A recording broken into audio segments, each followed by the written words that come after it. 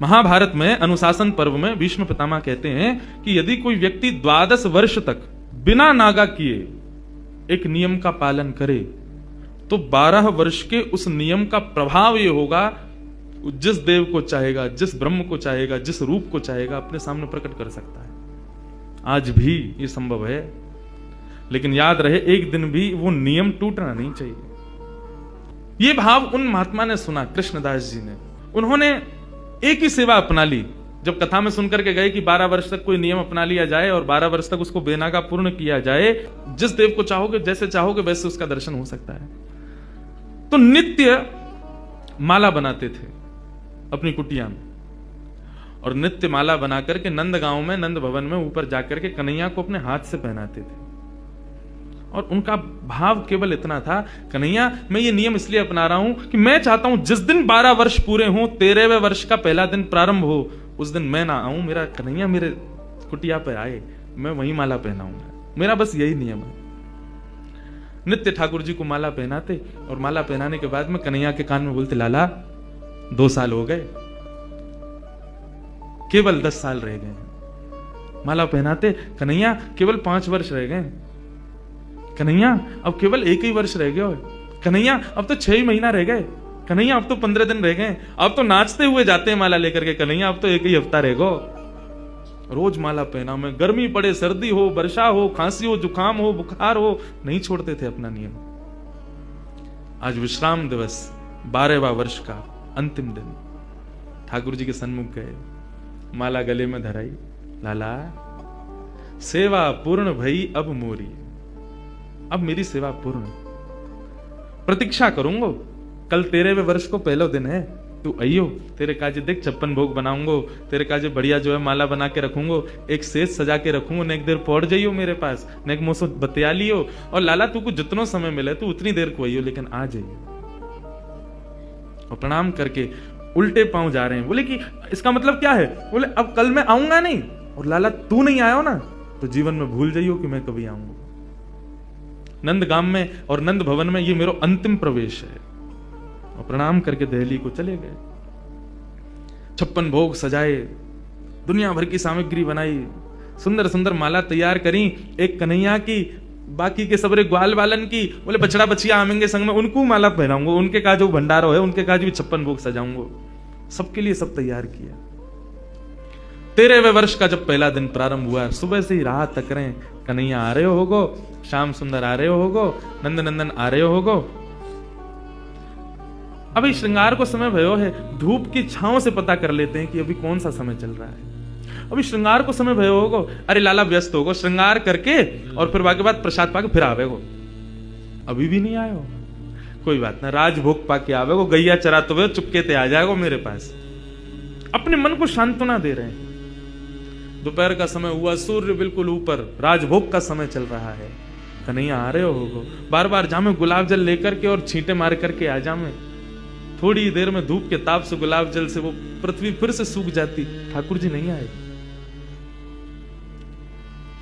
गैया चरा के दूर चलोगे होगो, शाम को आवेगो, लौटते समय आ जाएगो, 4 बजे आ जाएगो। सूर्य अस्ताचल को जा रहा है, वो प्रतीक्षा कर रहे हैं। कन्हैया आ रहे होगो, गुलाब जल को छींटा करें, बार बार माला पे जल छिड़क दें, कहीं कोई मक्खी बैठ नहीं जावे 56 भोग पे, वाको विचार करें और फिर देखने लगे कन्हैया आ रहे होगो।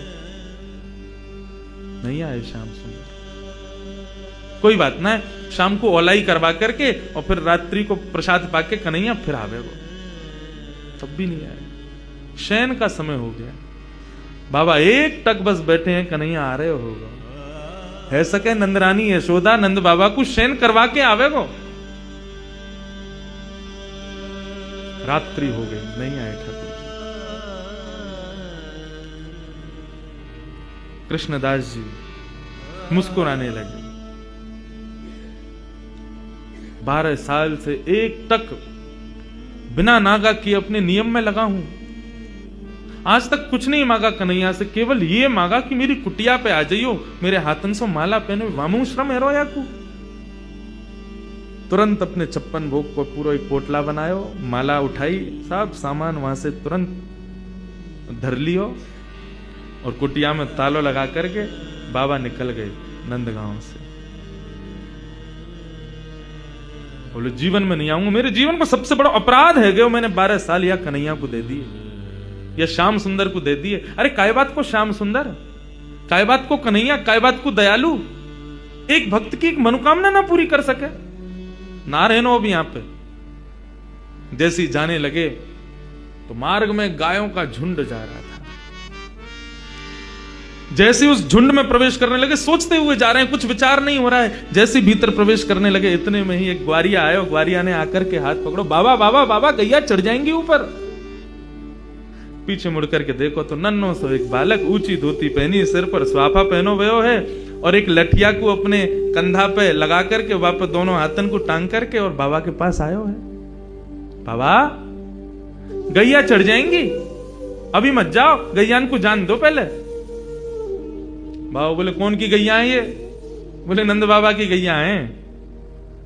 कितनी गैया और हैं? बोले अभी बाबा बहुत हैं।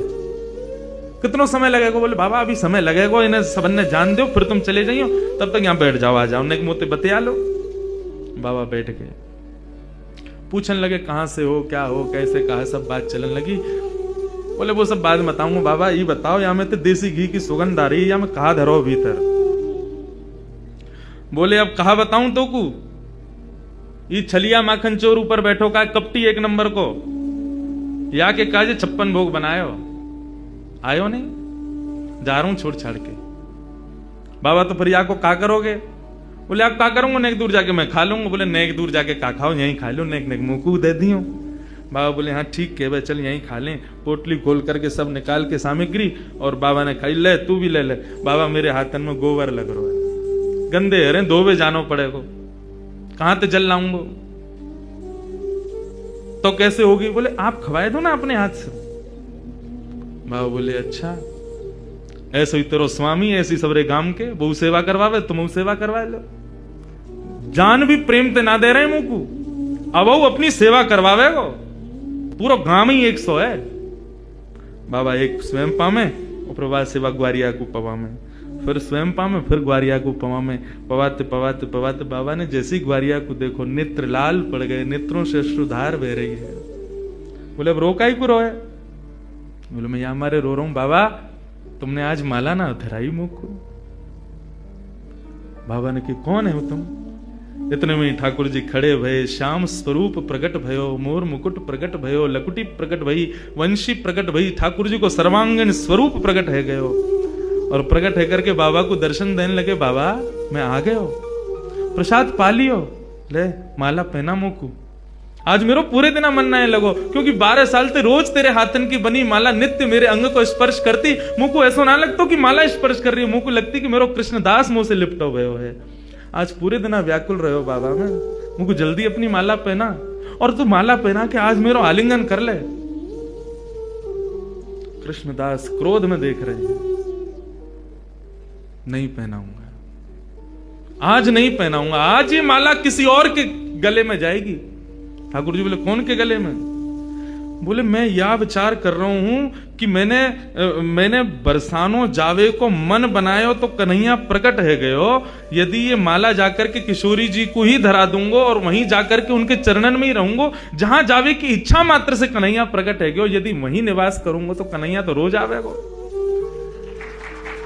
ठाकुर जी हाथ पकड़े, पांव पकड़े। कृष्णदास बोले अब ना रुकूंगा, अब तो किशोरी जी के चरणन में ही जाके रुकूंगा। सीधे दौड़े, पीछे पीछे ठाकुर जी दौड़ रहे, अरे बाबा रुक जा, अरे नेक रुक जा, मेरी सुन तो ले। बोले जो कहनी है मां अदालत में आके पेशी करियो, अब तो मैं वहीं रहूंगा। दौड़ करके गए और जाकर के सबसे पहले अपना नाम बदलो, अब ते मैं राधा दास। किशोरी जी के चरणन में जाकर के माला धरा दी, और जैसे प्रणाम करके किशोरी जी को देखो है तो वही किशोरी जी में श्याम सुंदर, वही श्याम सुंदर में किशोरी जी, ऐसा भाव उनके सामने प्रकट है गया।